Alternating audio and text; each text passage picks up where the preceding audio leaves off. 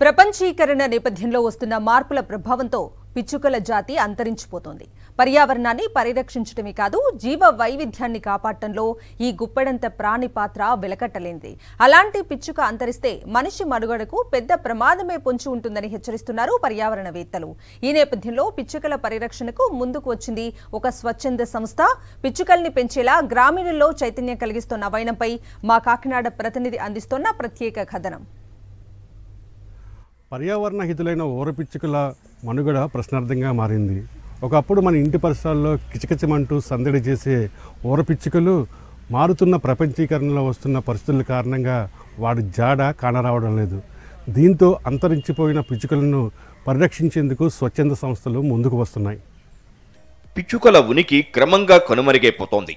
పట్టణాలు కాంక్రీట్ అరణ్యాలుగా మారిపోవడం, cell phone టవర్ల నుంచి వచ్చే రేడియేషన్, పరిశ్రమలు విడుదల చేసే కాలుష్యం, శబ్ద కాలుష్యం, ఇలా ఎన్నో కారణాల వల్ల పిచ్చుకల మనుగడ ప్రశ్నార్థకంగా మారుతోంది. ఈ నేపథ్యంలో పర్యావరణాన్ని కాపాడాలనే ఉద్దేశంతో పిచ్చుక పరిరక్షణ కోసం ముందుకొచ్చింది కాకినాడ జిల్లా తునికి చెందిన హరిత వికాస్ ఫౌండేషన్.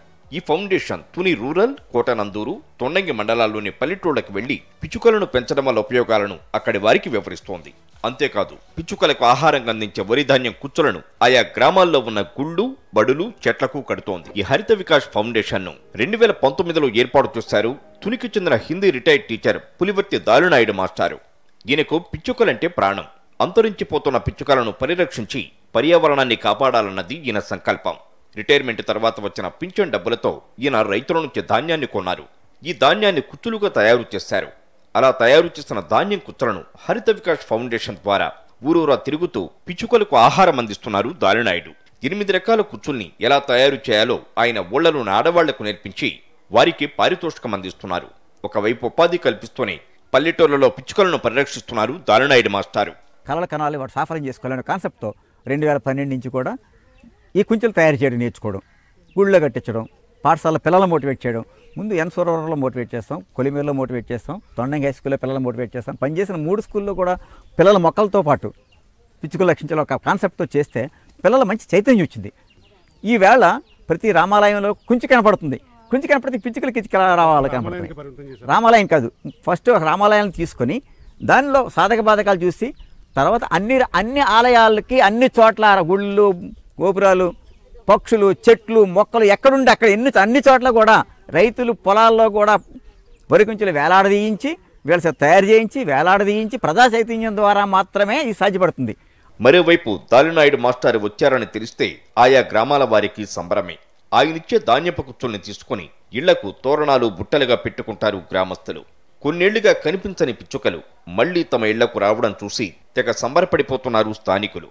అంతేకాదు, ఇళ్లకు పిచ్చుకలు రావడం వల్ల తమకు శుభాలే జరిగాయంటున్నారు వారు. పరిరక్షణ బాగుందండి. పిచ్చుకలన్నీ రోజు వచ్చేస్తాయి సార్, కిచకిచలాడుతూ వచ్చేస్తాయి సార్.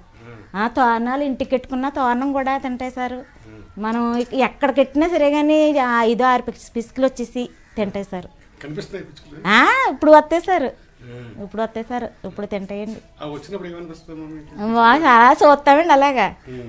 మగ పిచ్చుకలు, ఆడ పిచ్చుకలు కూడా వస్తాయి సార్. అండి గుర్తుకొచ్చేసారు అండి. చాలా బాగుంది సార్. మాకైతే చాలా సంతోషంగా ఉందండి ఈ సార్ గారు వచ్చాక. సార్ మాకు 2 ఏళ్ల నుంచి కట్టడం, అల్లడం అవి నేర్పించి గుళ్ళల్లోనూ, స్కూళ్ళల్లోనూ, ఇళ్లలోనూ కట్టడం నేర్పించడం ద్వారా మాకు పిచ్చుకలు అనేవి మేము మళ్ళీ చూడగలుగుతున్నాం. పిచ్చుకలను చూసినప్పుడు మనసు చాలా ఆహ్లాదకరంగా, ఆనందకరంగా చాలా బాగుంటుంది సార్.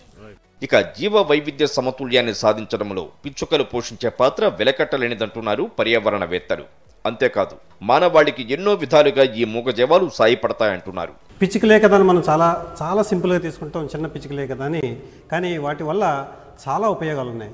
పిచ్చుకల వల్ల ఈ ప్రకృతికి ఉపయోగం ఏంటంటే, ఇవి పంట పొలాల్లో చిన్న చిన్న పురుగుల్ని, అలాగే మిడతల్ని, చిన్న చిన్న భూమిలో ఉండే వాటిని తినడం వల్ల పంటలు బాగా పెరిగి వాటికి సస్యరక్షణ చేకూరుతుంది. కానీ మనం ఏం చేస్తామంటే వాటిని పట్టించుకోము. దాలినాయుడు మాస్టారు చేస్తున్న సేవలకు ఆయనకు ఎన్నో అవార్డులు వచ్చాయి. మాజీ రాష్ట్రపతి కలాం స్ఫూర్తితోనే తాను పిచ్చుకల పరిరక్షణకు నడుంబిగించానంటున్నారు ఆయన. పిచ్చుకలు అంతరించిపోతున్నాయంటే పర్యావరణానికి పెను ప్రమాదం వాటిల్లినట్లే. పర్యావరణానికి ప్రమాదం పొంచితే భావితరాల మనుగడ ప్రశ్నార్థకంగా మారుతుంది. అందుకే జీవ వైవిధ్య మనుగడకు సమతుల్యతకు పిచ్చుకలను పరిరక్షించుకోవాల్సిన అవసరం ప్రతి ఒక్కరిపైన ఉంది. వెంకటరామతో కలిసి కరస్పాండెంట్ రాజు, సాక్షి టీవీ, కాకినాడ నుండి.